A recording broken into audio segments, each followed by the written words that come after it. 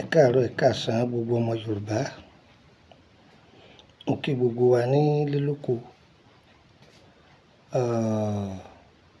Mo fẹ́ kẹ́ ẹ wá nǹkan kan fìdílé àbí kẹ́ ẹ fìdílé nǹkan. Mo fẹ́ kẹ́ ẹ jẹ́ ká jọ kọ́ sáyẹ́ǹsì àwọn bàbá wa yìí.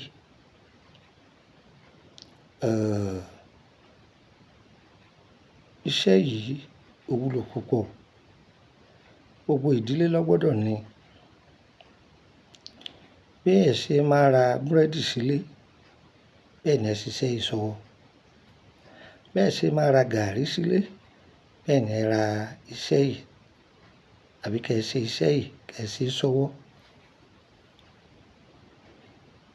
Ẹ lọ tọ́jú ẹ̀tù ìbọn òríjínà, ẹ jí kọ́pọ̀ díẹ̀, ẹ tọ́jú ẹ̀, ẹ gbé sẹ́gbẹ̀ẹ́ kan. Ẹ lọ wá odidi kóòdẹ̀ kan, ọ̀pọ̀lọ́ ìjọ̀kùn yìí tóbi dáadáa, ọ̀pọ̀lọ́ tó tóbi dáadáa. Ẹ wá fi ọ̀pọ̀lọ́ yìí, ẹ fi odidi ìkóòdẹ̀ yìí, ẹ fi há lẹ́nu.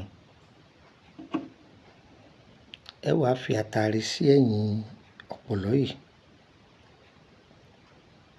Tí ẹ bá fi àtàrí sí ẹ̀yìn rẹ̀, ewé kan bí à ń pè ní ewé ìnábìrì pẹ̀lú egbò ìnábìrì. Àwọn ẹlòmíràn pè é ní ìnàbì.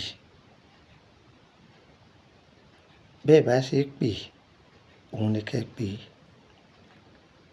Ìnàbìrì tàbí ká ní ìnábì. Èyí tí ẹ̀yin bá pè ní méjèèjì, ìnábìrì là wá pè. Ewé rẹ̀ àti egbò rẹ̀ ẹ wá kó lé lórí. Ẹ jó, tí ẹ bá jó tán, ọ̀pọ̀lọ́ yìí á ti lù pa o. Á ti lù pa. Kì í ṣe ọ̀pọ̀lọ́ gbígbẹ o, ọ̀pọ̀lọ́ tútù ni o. Tá bá wá jó iṣẹ́ yìí tán, a wá tọ́jú ẹ̀tù ìbọn tá a ti tọ́jú kalẹ̀. A dà papọ̀ mọ́, a ti jẹ́ kí ẹbu yìí ó tutù o. A wá da ẹ̀tù ìbọn yìí mọ́, a wá tún lọ gúdúgúdú. Tá bá tún lọ, báwo là á ṣe ṣe? Báwo là á ṣe ṣe?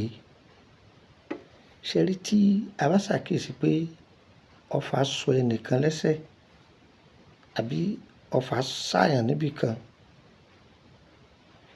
ẹ mú abẹ fẹ́lẹ́ bíléèdì, ẹ bá sá ibẹ̀, ẹ sá yíká.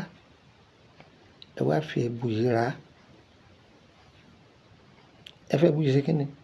Ẹ fẹ́ bu yìí rà. Ẹ wá bu díẹ̀ fún un. Ẹ ní kí n fọkọ̀ bí ẹ̀mẹ́ta.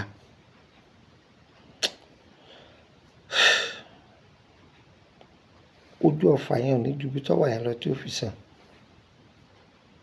Bẹ́ẹ̀ ni. Ojú ọfà yẹn ò ní ṣe kí ni? Kò ní ju ibi tó wà yẹn lọ tí ó fi sàn. Bẹ́ẹ̀ ni. Ì máa mú oró ọfà mọ́lẹ̀ ni. Kì í jẹ́ kó gba gbogbo ara. Ẹ lọ ṣe é sílé o. Èmi wí tèmi o. Orúkọ mi ni Lukman ọmọ Ayédáre bàbá ọgbọ́n, ọmọ ọ̀dọ̀ àgbà. Ẹ mú nọ́mbà yìí ọ̀dọ̀.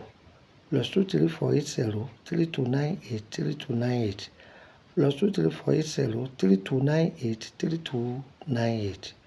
Ó yẹ gbà ká sí +2348133155111 +2348133155111. Ẹ mú nọ́mbà yìí ọ̀dọ̀. Ẹ bá ti pè é tí ó lọ, ẹ bá mi sọ̀rọ̀ lórí WhatsApp, yóò wọlé. Ìyẹn bẹ́ẹ̀. Ẹ jẹ́ fún yín nọ́mbà orílẹ̀-èdè Benin. +22954651928 +22954651928. Ẹ gbà ká sí +22954651929 +22954651929. Tó ń ta fẹ́, Ọlọ́run yóò ṣe. Èyí tá fẹ́, Ọlọ́run lè jìnnà sí wa o. Òní ni ọjọ́ àbámẹ́ta. Àbámẹ́ta òní gbogbo ohun tá a dá síwájú Ọlọ́run gẹ́gẹ́ bí àbá. Ọlọ́run ò jẹ́ kó wá sí ìmúṣẹ o. Àdàbà owó, adábàá ilé kíkọ́, adábìá ọmọ gidi. Gbogbo oore mèremère tá ń fẹ́ tó kọjú dà wọ́ Ọlọ́run ọba tí sì ń bẹ lọ́dọ̀ rẹ̀. Má fi lé wa lọ́wọ́, má fi ṣàhùn sí wa. Òjò kì í rọ̀ kó tà sí ilẹ̀. Olóore gbogbo wa, aláàánú gbogbo wa, jẹ́ kó wá wa rí o. Má jẹ́ ó tà sí wa o. Ire o. Ire kábíyèsí.